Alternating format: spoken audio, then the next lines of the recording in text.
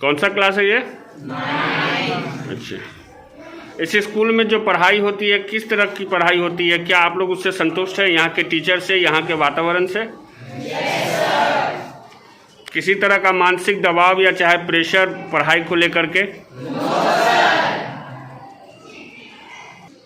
अच्छा, आप बताइए कि इस स्कूल में सबसे अच्छे टीचर कौन से हैं?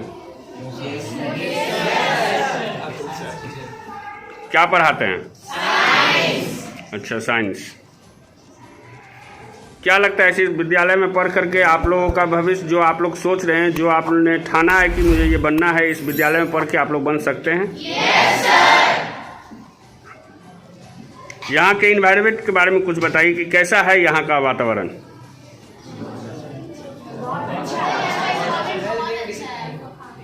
अदर स्कूल से यहाँ पे क्या कुछ डिफरेंट है, ये बताइए।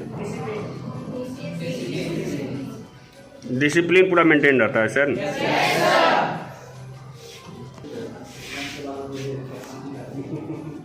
किस स्कूल में पढ़ते हैं आप लोग? अच्छा, कौन सा क्लास है ये? क्लास 5। अच्छा, अभी मैडम पढ़ा रही हैं कुछ, क्या कुछ पढ़ा रही हैं?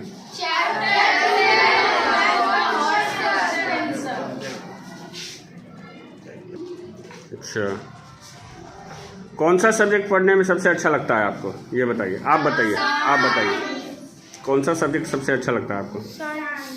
साइंस में क्या सब पढ़ते हैं? साइंस में क्या सब पढ़ते हैं? Biology, chemistry, physics. Chemistry, biology, physics. Maths पढ़ने में कैसा लगता है?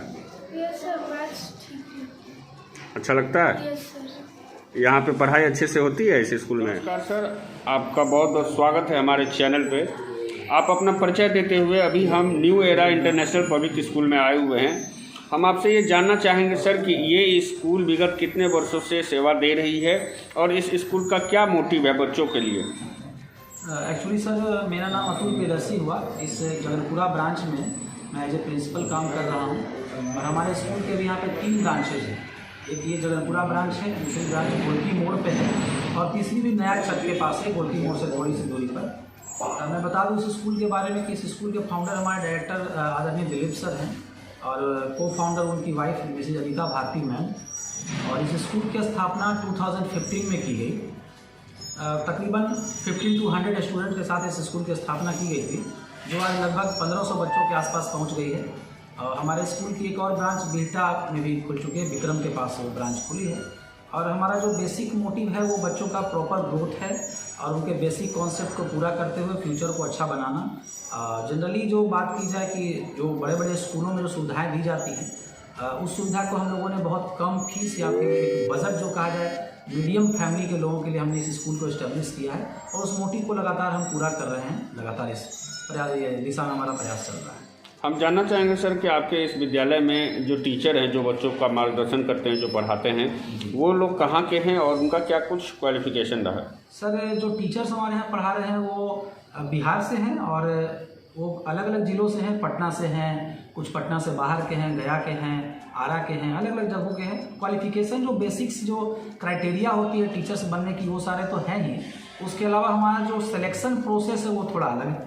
जैसे हम टीचर्स का डेमो भी लेते हैं, कुछ पर्सनल इंटरव्यू भी होती है और हम ये देखने की कोशिश करते हैं कि उनके पास पढ़ाने का क्या अनुभव है और उनके पढ़ाने में जो कमियां हैं उसको लगातार पूरा करते हैं और एक बेहतर शिक्षक उनको बनाने का और बच्चों को अच्छा शिक्षक देने का प्रयास लगातार करते हैं।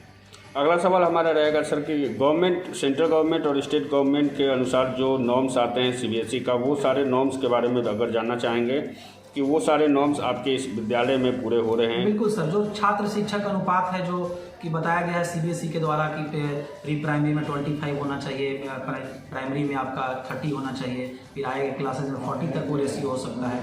तो जैसा कि हमारे यहाँ प्ले क्लासेज है या एलकेजी है या यूकेजी है, 1 क्लासेज है, इसमें हमने 2 शिक्षक की भी व्यवस्था की है। और जो भी नॉर्म्स है सीबीएसई के या स्टेट गवर्नमेंट्स के, जैसे कोरोना की बात मैं आपको बताऊं कि उस समय ऑनलाइन क्लासेज की व्यवस्था की बात की गई थी सरकार के द्वारा, तो हम लोगों ने ऑनलाइन क्लास की भी व्यवस्था की थी उसमें। तो सारे नॉर्म्स को लगातार फॉलो। सर, कोरोना की आपने बात बहुत अच्छी कही। कोविड के समय में तो बहुत सारे स्कूल को बंद होना पड़ा, बहुत सारी कठिनाइयों को झेलना पड़ा। हम ये भी जानना चाहेंगे सर, कोविड के समय में ये स्कूल कोविड के बाद किस तरह से उभरा है?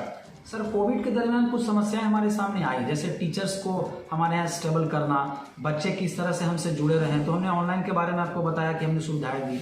हाँ, कुछ फाइनेंशियल समस्याएं आई जैसे फ़ी कलेक्शन वगैरह, लेकिन वो भी धीरे धीरे करके हम लोगों ने उसको कुछ फ़ी वगैरह जो रिबेट होता है, जो बहुत सारे स्कूलों की शिकायत है कि उन्होंने नहीं किया, हमारे स्कूल में वो भी किया गया। टीचर्स को भी हमने कंटिन्यू किया कुछ मैनेज करके जिस तरीके से पॉसिबल हो पाया, और हमने उसको भी बहुत अच्छे तरीके से हैंडल किया था, और आज बच्चे लगातार कंटिन्यू कर रहे हैं हमारे साथ।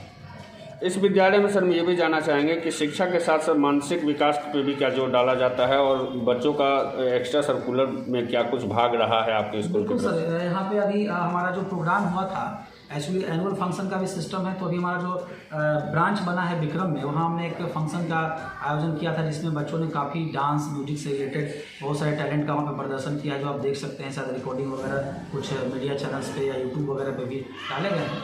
तो उसके पढ़ाई के अलावा और भी एक्स्ट्रा कैरिकुलम्स होते हैं, उस पर भी काफ़ी फोकस किया था। उसके लिए अलग से टीचर्स हैं, उसके लिए क्लासेज है, और उस पर बिल्कुल अरेंज करके उसको चलाया जा रहा है। हम चाहेंगे कि आने वाला जो ये नया सेशन है, उस सेशन पे आपके इस विद्यालय की ओर से, आपके ओर से क्या कुछ मैसेज रहेगा अभिभावकों और बच्चों के लिए? मैं ये कहना चाहूँगा सर कि जो भी अभिभावक ये सोच रहे हैं कि कुछ बड़े बड़े स्कूलों की फैसिलिटी वो एक मीडियम रेंज के फ़ी में चाहते हैं, और एक बहुत ज़्यादा हायर मतलब फाइनेंशियल लोड उनके ऊपर ना आए, तो न्यू एरा इंटरनेशनल की तरफ आ सकते हैं। और उनको इस बात का मैं पूरा तरह से गारंटी देना चाहूँगा कि उस एक मीडियम रेंज में उनको हम एक बहुत बड़ा फैसिलिटी और एक अच्छा फैसिलिटी जो बड़े बड़े स्कूल दे रहे हैं वो सारा देने का प्रयास करेंगे। उनके बच्चों के हर तरह के ग्रोथ के लिए हम पूरी तत्पर रहेंगे। हमारे चैनल के साथ बात करने के लिए सर आपका बहुत बहुत धन्यवाद।